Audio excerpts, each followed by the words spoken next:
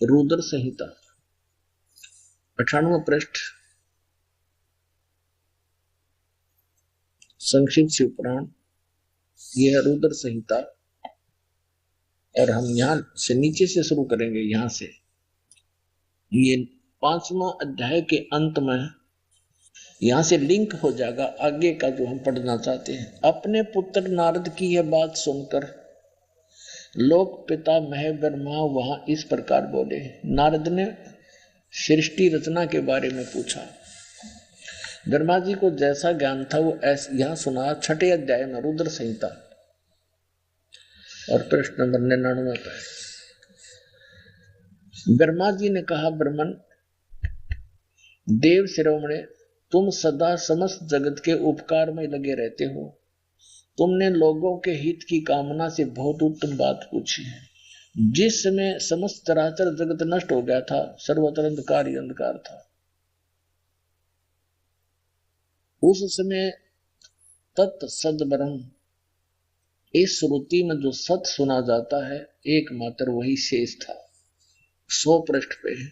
जिस परब्रह्म के विषय में ज्ञान और अज्ञान से पूर्ण उक्तियों द्वारा इस प्रकार विकल्प किए जाते, उसने कुछ काल के बाद द्वितीय की इच्छा प्रकट की। उसके भीतर एक से अनेक होने के का संकल्प उदित हुआ। तब उस निराकार परमात्मा ने अपनी लीला शक्ति से अपने लिए मूर्ति माने आकार की कल्पना की। फिर वो क्या बना देखिएगा। जो मूर्ति रहित परम ब्रह्म है उसकी मूर्ति भगवान सदाशिव है।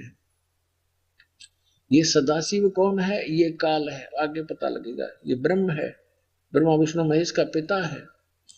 अर्वाचीन और प्राचीन विद्वान उन्हीं को ईश्वर कहते हैं। उस समय एकाकी रहकर स्वेच्छानुसार विहार करने वाले उन सदाशिव ने अपने विग्रह से स्वयं ही एक स्वरूप भूता शक्ति की सृष्टि की। विग्रह माने शरीर से। अब ये ब्रह्मा विचलित है। कबीर परमात्मा ने उनको ज्ञान देने की चेष्टा भी की थी, पर उनसे सुना हुए ज्ञान को दूसरी तरह घुमाकर बता रहा है कि सदाशिव ने अपने शरीर से एक स्त्री की उत्पत्ति की, जो उनके अपने श्रीअंग से कभी अलग होने वाली नहीं थी। उस पराशक्ति को प्रधान प्रकृति गुणवती माया जो काल के शरीर से निकली, उसके क्या नाम है? बुद्धि तत्व की जननी तथा विकार रहित बताया है। वह शक्ति अंबिका कही गई है। उसी को प्रकृति, दुर्गा को प्रकृति भी कहते हैं, ये याद रखना। सर्वेश्वरी त्रिदेव जननी ब्रह्मा विष्णु महेश की जन्म देने वाली तीनों की माता नित्य और मूल कारण भी कहते हैं। सदाशिव द्वारा प्रकट की गई उस शक्ति के 8 भुजाएं हैं। हो गया स्पष्ट कि माँ अष्टंगी पिता निरंजन, ये जमदारुण वंशन अंजन। 3 पुत्र अष्टंगी जाए, ब्रह्मा विष्णु शिव नाम धराए। और आगे देखिए कंसेप्ट। नाना प्रकार के आभूषण उसके श्रीअंगों की शोभा बढ़ाते हैं। वह देवी नाना प्रकार की गतियों से संपन्न है और अनेक प्रकार के अस्त्र शस्त्र धारण करती है। हो गया स्पष्ट कि काल के शरीर से कौन निकली? या निकली, देख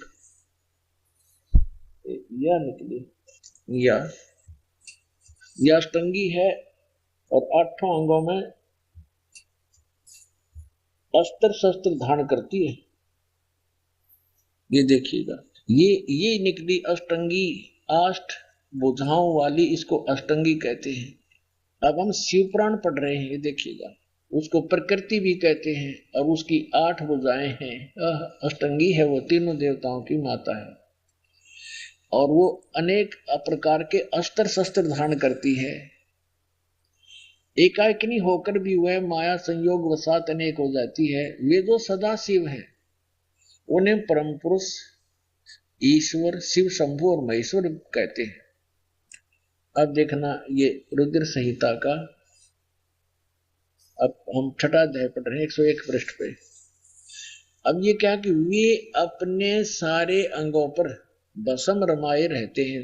वो सदाशिव कहें जिसको, ये जिसको इस पृष्ठ पे यहाँ भगवान सदाशिव हैं, अर्वाचीन और प्राचीन विद्वान उसी इन्हीं को महेश्वर कहते हैं। ये कौन है? वे अपने सारे अंगों पर भस्म रमाए रहते हैं उन काल रूपी ब्रह्म ने। इसको काल कहो चाहे ब्रह्म कहो, सरपुरुष कहो, और गीता ज्ञानदाता यही है, श्री कृष्ण में प्रवेश करके बोल रहा है। उन काल रूपी ब्रह्म ने एक ही समय शक्ति के साथ है, यो नाथ नहीं, शक्ति के दुर्गा के साथ शिवलोक नामक अक्षेत्र का निर्माण किया था। उस उत्तम अक्षेत्र को काशी कहते हैं। वे प्रिया और प्रियतम शक्ति और शिव यानी पति पत्नी रूप में रहते हैं। प्रिया और प्रियतम जो परमानंद स्वरूप है उस मनोरम अक्षेत्र में नित्य निवास करते हैं। मुने शिव और शिवा ने, काशीपुरी परमानंद रूपिणी है। मुने शिव और शिवा ने यानी दुर्गा और काल ने, काल और दुर्गा ने प्रलय काल में भी कभी इस क्षेत्र को अपने सानिध्य से मुक्त नहीं किया। देव से एक समय ब्रह्मा जी बता रहे अपने पुत्र नारद को, एक समय उस आनंद वन में रमण करते हुए शिवा और शिव के मन में यह इच्छा हुई, दुर्गा और काल के मन में, कि दूसरे पुरुष की सृष्टि करनी चाहिए, यानी कोई पुत्र उत्पन्न करना चाहिए, जिस पर सृष्टि संचालन का महान भार रखकर हम दोनों केवल काशी में रहकर इच्छा अनुसार विचरे और निर्वाण धारण करें। ऐसा निश्चय करके शक्ति सहित सर्वव्यापी परमेश्वर शिव ने, इस काल ने अपने वाम भाग के 10वें अंग पर अमृत मल दिया। फिर तो वहां से एक पुरुष प्रकट हुआ, यानी उन्होंने पति पत्नी विहार किया काल और दुर्गा ने, और वहां से एक पुत्र की उत्पत्ति हुई। देखिएगा 102 पृष्ठ पे, 102 पृष्ठ पे शिव ने कहा, वो बालक उत्पन्न हुआ, उसके कहा कि वत्स, काल ने कहा बेटा व्यापक होने के कारण तुम्हारा विष्णु नाम विख्यात हुआ। अब ये 6वां अध्याय समाप्त हुआ।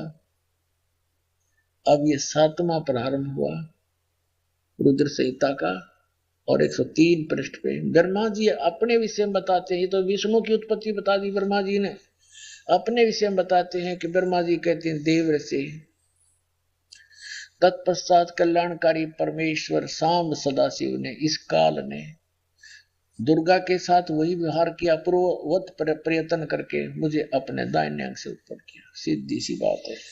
आगे तो ये इतना कुछ लिख रखा है, आदमी मेंटल हो जाए पढ़ता पढ़ता। हमने अपने काम की वस्तु लेनी है। अपना आत्मा यहां इस पवित्र पुराण ने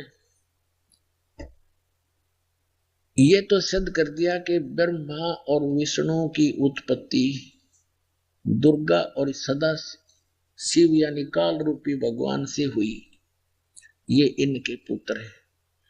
अब यहां अनुवाद करता इस बात से विचलित हो गया कि शिव से शिव की उत्पत्ति कैसे लिखूं, इसमें तो लिखा हुआ है, यहां तो लिखा नहीं। लेकिन आगे कहते चोर चुरावे तू बड़ी, वो गड्ढे पानी में, वह गड्ढे वह ऊपर आओ, सच्चाई छानी ना। ये देखिएगा, ये वही शिव पुराण है, हम आपको सुना रहे हैं। अब हम इसके 110 पृष्ठ पे आपको ले चलते हैं। ये रुद्र संहिता ही चल रही है, और संक्षिप्त शिव पुराण 110 पृष्ठ पे